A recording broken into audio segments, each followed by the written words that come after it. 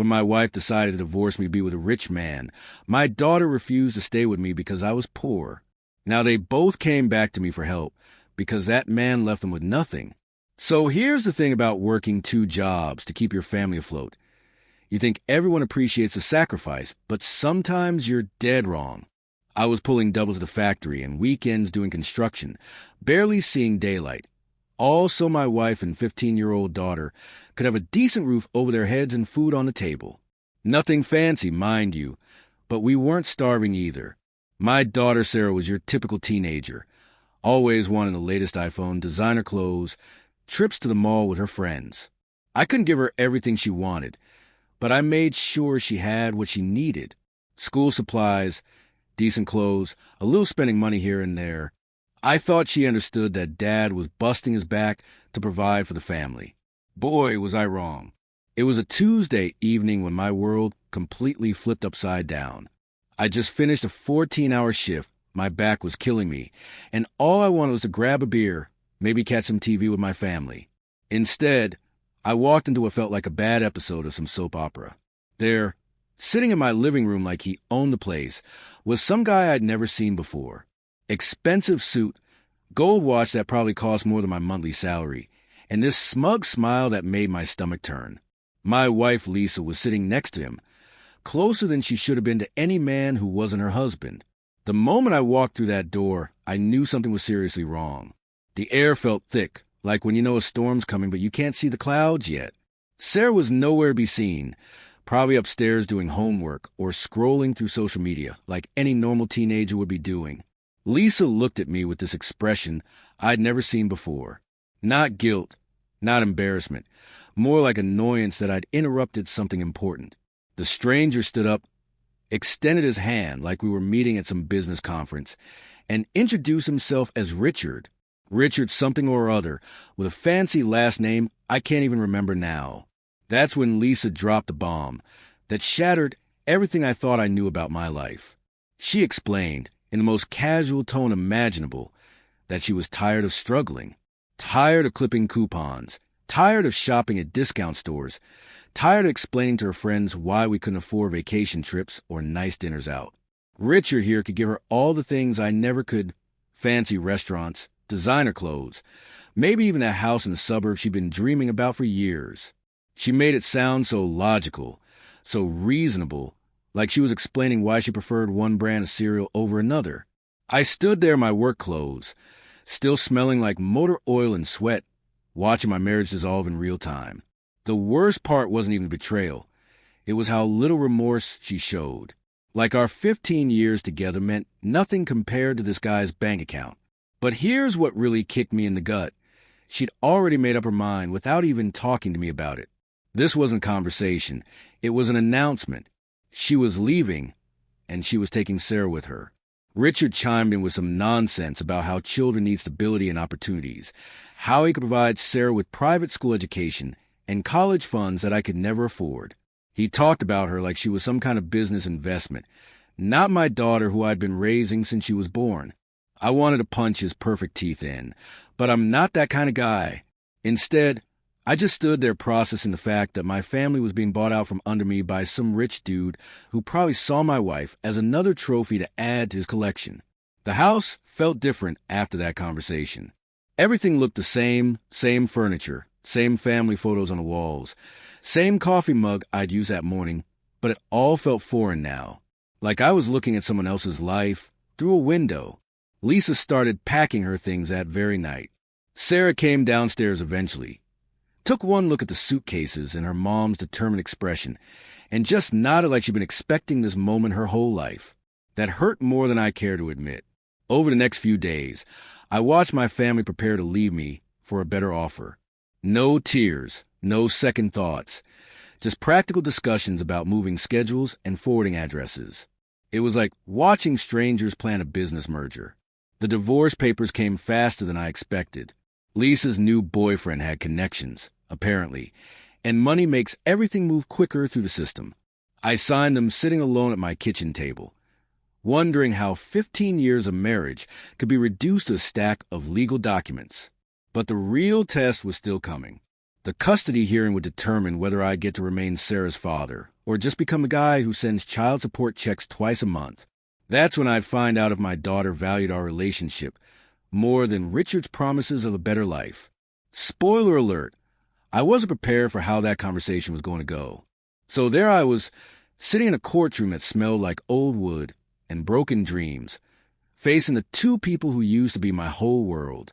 Lisa sat there in a designer dress that probably cost more than my monthly rent, while Richard had his hand possessively on my daughter's shoulder like she was already his property. The whole scene felt surreal.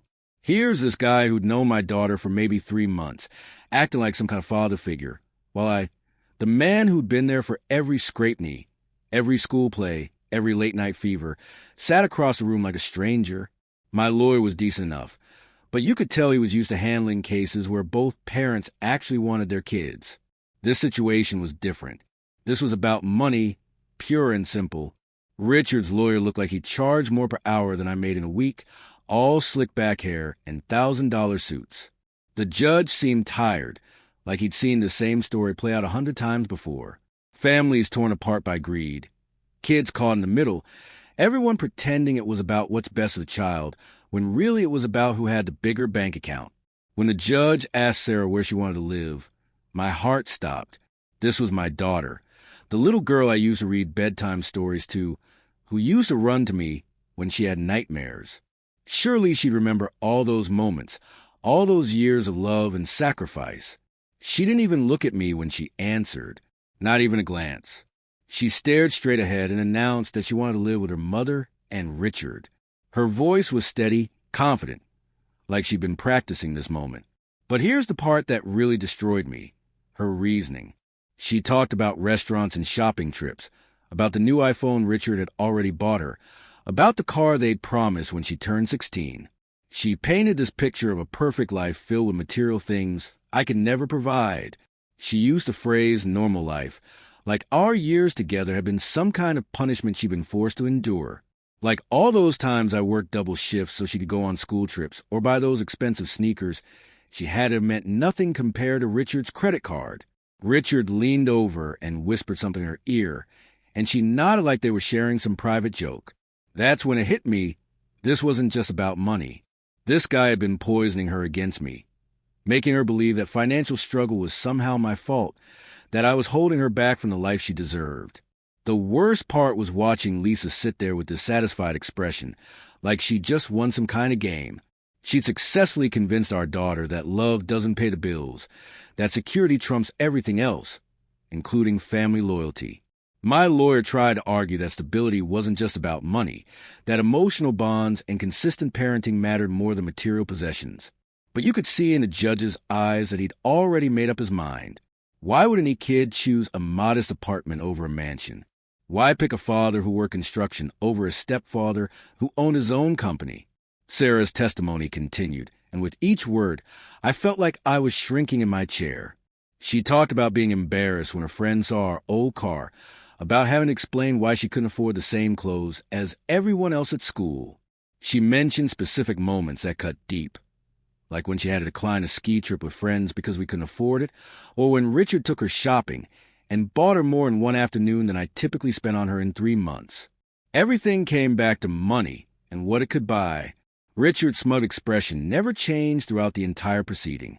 He sat there like he'd already won, occasionally nodding approvingly when Sarah mentioned something he'd done for her. The guy was treating my daughter's affection like a business transaction he'd successfully negotiated. When it was my turn to speak, I tried to explain that I'd been working myself into the ground to provide for my family, that every sacrifice I'd made was out of love. I talked about the bedtime stories, the help with homework, the times I'd stayed up all night when she was sick with fever. But none of that seemed to matter in this courtroom. The judge looked sympathetic, but his questions all came back to financial stability and what I could realistically provide compared to Richard's resources. Lisa's lawyer painted me as a well-meaning but ultimately inadequate provider who couldn't give Sarah the opportunities she deserved. They made it sound like keeping her with me would be some kind of child abuse, depriving her of educational advantages and social connections. The hearing felt like it lasted forever, but in reality, it was probably less than 2 hours. 2 hours to dissolve 15 years of fatherhood and reduce my relationship with my daughter to scheduled visitations and child support payments. When the judge announced his decision, awarding primary custody to Lisa and Richard, Sarah actually smiled. Not a relieved smile, or even a nervous one, a genuinely happy smile, like Christmas morning when she'd gotten exactly what she wanted. I sat there watching my daughter celebrate the fact that she wouldn't have to live with me anymore, and something inside me just broke. This wasn't about her choosing her mother over me. She'd chosen a lifestyle over a relationship. As we filed out courtroom, Richard made a point of shaking my hand and telling me that Sarah would always be welcome to visit.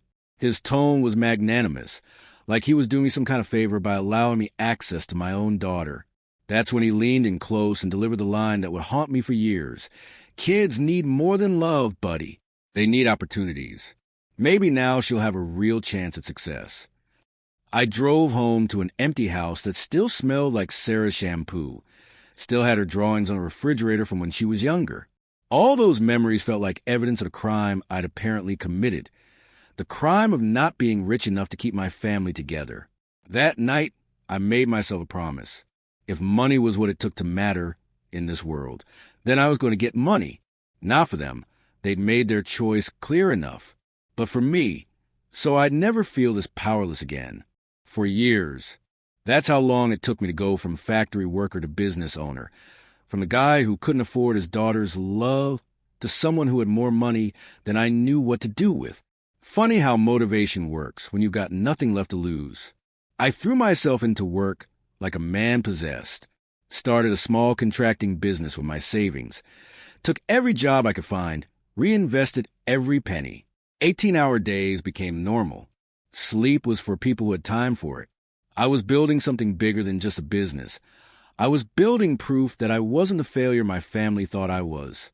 The breakthrough came in year 3, when I landed a major commercial contract. One job led to another.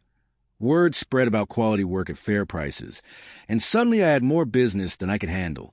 I hired employees, bought better equipment, moved to a real office instead of working out of my garage. By year 4, I owned a house in a neighborhood where people like Richard lived. Nice cars in the driveway, manicured lawn, the whole suburban dream package.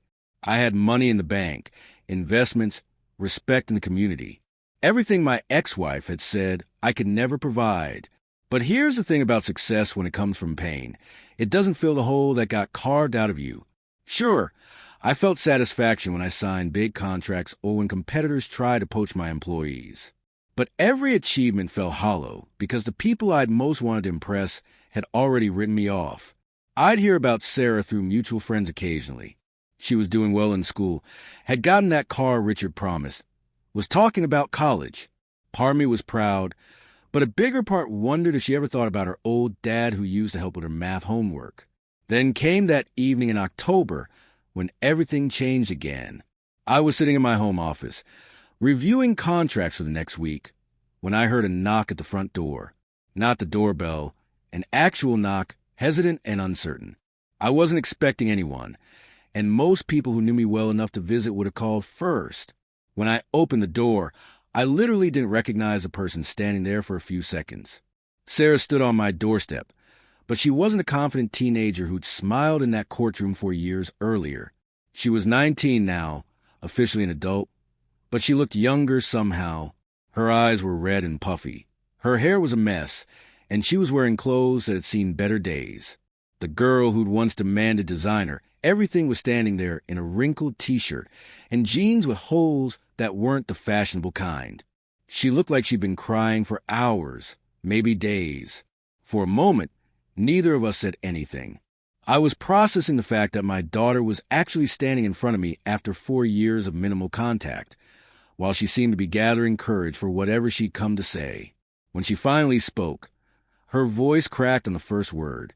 She asked if she could come in, if we could talk. The confidence that had carried her through that custody hearing was completely gone, replaced by something that looked a lot like desperation. We sat in my living room, a room she'd never seen before, in a house that represented everything I built after she rejected me.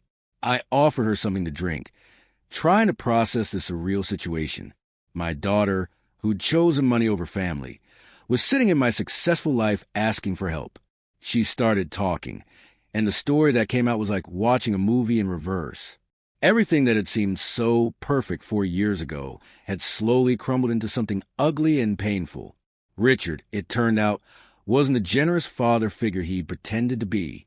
Once the novelty of having a teenage stepdaughter wore off, his true nature emerged. The gifts came with strings attached, the privileges had conditions, and the nice house became more like a prison with rules she couldn't follow perfectly enough. The breaking point came when Sarah started dating someone Richard didn't approve of, not because the kid was a bad influence or dangerous, but because his family didn't have enough money or social status to meet Richard's standards for his stepdaughter's relationships. The verbal abuse started small, comment about her choices, criticisms of her friends, suggestions that she wasn't grateful enough for everything he provided. But it escalated over time into full-blown screaming matches where he'd remind her that everything she had was because of his generosity. Lisa, according to Sarah, had become a different person entirely. The mother who'd once at least pretended to care about her daughter's happiness was now more concerned with maintaining her new lifestyle than protecting her child from Richard's increasingly controlling behavior. The final straw came when Richard decided that Sarah's college plans needed to align with his vision of what would reflect well on the family. He'd picked her major, her school, even her career path, all based on what would look good at his country club gatherings. When Sarah tried to assert some independence, tried to choose her own future, Richard dropped the mask completely. He told her that ungrateful children who didn't appreciate what they'd been given could find somewhere else to live. So Lisa had to choose, support her daughter or keep her wealthy husband. She chose the money, just like she had 4 years earlier. Sarah found herself essentially kicked out of a house she thought was her home, with a mother who wouldn't return her calls. Sitting there listening to this story, I felt a mixture of vindication and heartbreak. I'd been right about Richard all along, but being right didn't make my daughter's pain any less real.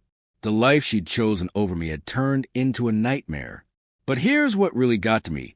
She wasn't just telling me this story to explain where she'd been. She was building up to something, and I could sense it coming like a storm on the horizon. When she finally asked if she could stay with me, if I could help her get back on her feet, I realized we'd come full circle. 4 years ago, she'd chosen financial security over family loyalty. Now she was back, asking for the same thing from the person she'd rejected. The irony wasn't lost on either of us. Here she was, sitting in a house that proved I had been capable of success all along, asking for help from the father she decided wasn't good enough. The wheel had turned, and suddenly I was the one with all the power in our relationship. I looked at my daughter, really looked at her, and saw something I hadn't expected. Behind all the pain and desperation, there was a glimmer of the little girl who used to curl up next to me for bedtime stories. The question was, had she learned anything from the last 4 years, or was this just another transaction to her? We moved to the kitchen because that's where real conversations happen in American homes. Not the fancy living room with its perfect furniture, but the kitchen table where families hash out their problems over coffee and whatever leftovers are in the fridge. Sarah kept fidgeting with her hands, picking at her nails like she used to do when she was little and knew she was in trouble. The silence stretched between us, filled with 4 years of hurt feelings and unspoken resentments. I made coffee, the good stuff I'd started buying once I could afford it, and watched her wrap her hands around the mug like she was trying to warm herself from the inside out. She looked so different from the confident teenager who dismissed me in that courtroom, but I couldn't shake the feeling that this might just be another performance. When she finally started talking again, she tried to make eye contact, but her gaze kept sliding away. She talked about how much she'd miss me, how she'd want to call, but didn't know what to say, how she'd realized that Richard could never replace her real father. It sounded good, the kind of thing any dad would want to hear from his estranged daughter. But I had 4 years to think about that courtroom scene, for years to replay her words about wanting a normal life and being embarrassed by our modest circumstances. She talked about family, about how we belonged together, about how she'd learned that money couldn't buy happiness. All the right words in all the right order, delivered with just the right amount of emotion to tug at my heartstrings. But then she started talking about her immediate needs. She needed a place to stay while she figured things out. She needed help getting enrolled in community college since Richard had sabotaged her university plans. She needed a car since he'd taken back the one he'd bought her. She needed. The conversation felt familiar, like an echo of every interaction we'd had in her teenage years.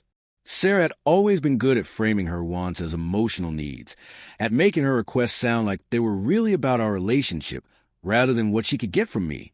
I found myself studying her face, looking for signs of genuine remorse or just calculated manipulation. When she said she was sorry for choosing them over me, was she really sorry, or was she just sorry that her choice hadn't worked out the way she planned? The kitchen felt smaller somehow, like the walls were closing around this conversation that would determine what kind of relationship we'd have going forward. This wasn't just about whether I'd help her. It was about whether I could trust her again. That's when Lisa appeared at my back door, knocking tentatively on the glass. I hadn't seen my ex-wife in person since the divorce proceedings, but she looked older than I'd expected, worn down in a way that expensive clothes and professional makeup couldn't quite hide. Sarah let her in without asking my permission, which told me something about how she saw the situation. This wasn't a private conversation between father and daughter. This was a coordinated effort, a tag team approach to getting what they needed from me. Lisa's performance was even more polished than Sarah's. She talked about how wrong she'd been, how she'd made a terrible mistake choosing financial security over family. She admitted that Richard had turned out to be controlling and abusive, that she should have seen through his act from the beginning. She painted herself as another victim, someone who'd been deceived by a manipulative man, rather than someone who'd actively chosen to destroy our family for money. The way she told it, we'd all been fooled by Richard's charm and generosity. But I remembered that conversation in my living room 4 years ago. Lisa hadn't been deceived or manipulated. She'd been calculating. She looked at what I could provide versus what Richard offered and made a business decision. Now that the deal had gone bad, she was trying to renegotiate. They sat there across from me, mother and daughter, both asking for help from the man they discarded when someone better came along. The symmetry was almost perfect. They both chosen money over loyalty, and now they were both back because the money had run out. Lisa talked about us being a family again, about how we could put the past behind us and start over. She suggested that maybe this whole experience had been necessary, that we all needed to grow and learn before we could appreciate what we'd had together. It was a nice narrative, very neat and clean. We'd all made mistakes. We'd all learned lessons, and now we could have a happy reunion. Except that I was the only one in this story who'd actually been abandoned, not the one who'd done the abandoning. The conversation dragged on for hours, both of them taking turns explaining their situation and asking for help. They needed money for rent, for groceries, for basic necessities.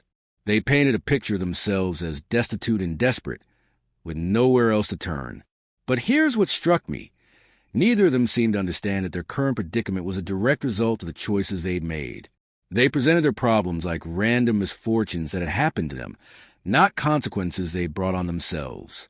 Sarah talked about wanting to rebuild our relationship, about how she was older now and understood what really mattered in life. She said all the things I'd imagined her saying during those lonely nights after the divorce, all the apologies I'd dreamed of hearing. The problem was timing. If she'd come to these realizations when she was comfortable and secure, when she didn't need anything from me, I might have believed her. But hearing them now, when she was desperate and homeless, made them sound like lines in a script.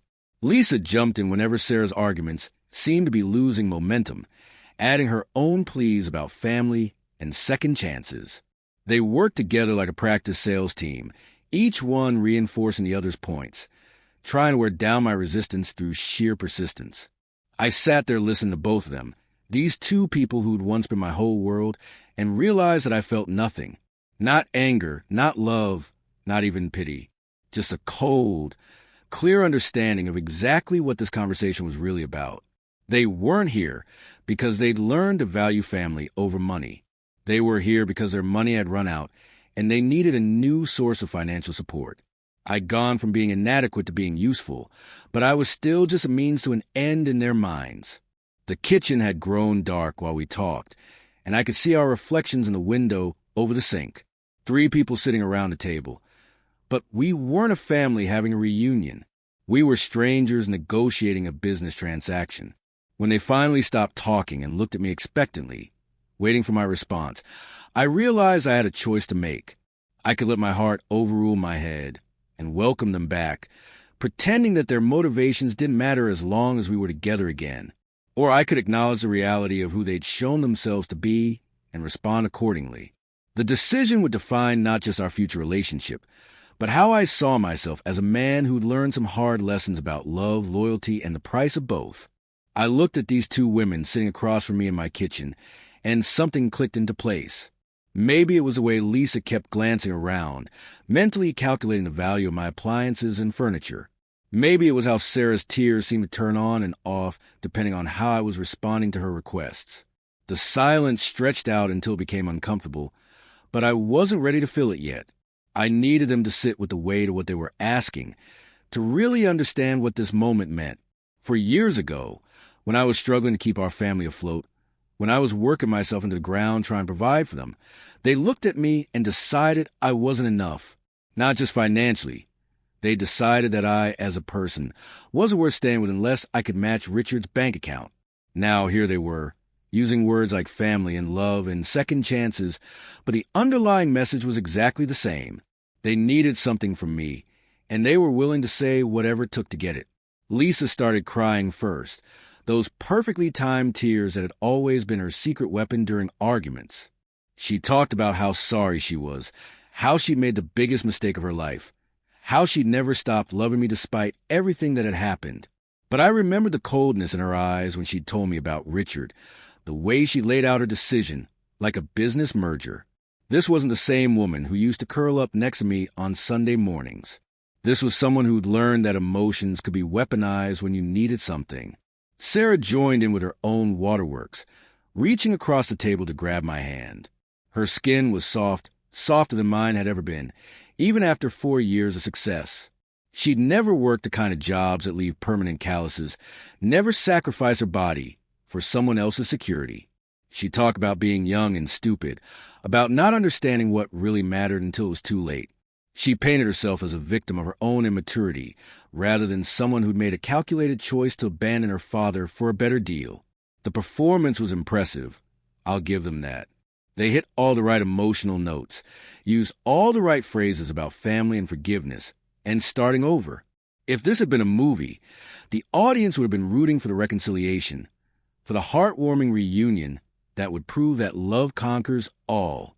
But real life isn't a movie, and I'd had 4 years to understand the difference between love and transaction. What they were offering me wasn't a relationship.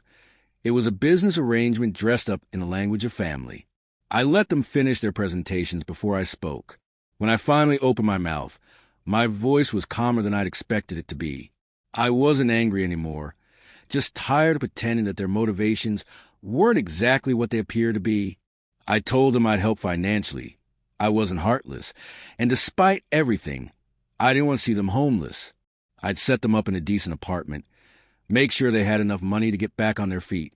But they wouldn't be living with me, and we wouldn't be pretending to be a family again. The change in their expressions was immediate and telling. Relief that I was willing to help, but disappointment that I wasn't buying into their reconciliation narrative. They'd hoped to move back into my life completely. To regain access to security they'd given up when they'd chosen Richard. Sarah started to protest, talking about how money wasn't what she wanted, how she just needed her father back. But her argument fell flat, because we all knew that if I'd been broke and living in that same old apartment, she wouldn't have been sitting at my kitchen table asking to come home. Lisa tried a different approach, suggesting that maybe we could take things slow, that I didn't have to make any permanent decisions right away. She painted a picture of gradual reconciliation, of slowly rebuilding trust, and eventually becoming a family again. But I'd seen this movie before. I knew how it ended. As long as I was useful, as long as I could provide security and comfort, they'd play their roles perfectly. But the moment something better came along, the moment someone with more money or status showed interest, they'd be gone again. I explained this to them as gently as I could. I wasn't angry about the past. Anger was too exhausting to maintain for 4 years. But I wasn't naive either. They'd show me exactly who they were when the stakes were real, when they had to choose between loyalty and opportunity. Sarah broke down completely at this point, sobbing that she learned her lesson, that she understood now what she'd lost. But understanding and changing are two different things. She understood that she'd made a mistake, but only because her choice hadn't worked out the way she'd expected. The conversation went on for another hour, both of them trying different tactics to change my mind. They promised they were different people now, that the experience with Richard had taught them valuable lessons about what really mattered in life. Maybe they were telling the truth. Maybe they really had learned something from their ordeal. But I'd learned something, too. I'd learned that I was stronger than I'd thought, that I could build a good life without people who saw me as disposable. When I finally walked them to the door, Lisa made one last attempt. She reminded me of our good times together, of how happy we'd been before money became an issue. She suggested that we could recapture the happiness now that financial stress was off the table. But she was missing the point entirely. It had never been about money. It had been about loyalty, about standing by the people you love when things get tough. They'd failed that test spectacularly, and no amount of wealth could change that fundamental truth about their character. I handed Sarah my business card and told her to call my accountant. He'd set up the apartment and arrange for monthly support payments. I was willing to be her safety net, but I wouldn't be her father in any meaningful sense. That relationship had died in a courtroom 4 years ago. As I watched them walk away from my house, the house I'd built with my own determination after they'd written me off, I felt something I hadn't experienced in years. Peace. I'd spent so much time angry, so much energy proving that I could succeed despite their betrayal. But anger and revenge are exhausting emotions to carry around. This wasn't about punishing them. It was about protecting myself from people who'd already proven they couldn't be trusted with my heart. Some bridges, once burned, can't be rebuilt. Some trust, once broken, can't be repaired. I'd learned that lesson the hard way, but I'd learned it completely. They needed financial help, and I was in a position to provide it without any real hardship to myself. But they wanted more than money. They wanted forgiveness. They wanted redemption. They wanted a do-over that would erase the consequences of their choices. Life doesn't work that way. Actions have consequences, and some consequences are permanent. I could be generous without being foolish, helpful without being naive. Thanks for sticking with this crazy story from my life. I know it's not the happy ending some of you might have been hoping for, but sometimes real life doesn't tie up in a neat little bow. What do you think? Was I too harsh, or did I make the right call? Would you have handled it differently? Drop a comment and let me know your thoughts. If this story resonated with you, hit that like button and subscribe for more real-life drama. Trust me, I've got plenty more stories where this came from. Thanks for watching, and I'll catch you in the next one.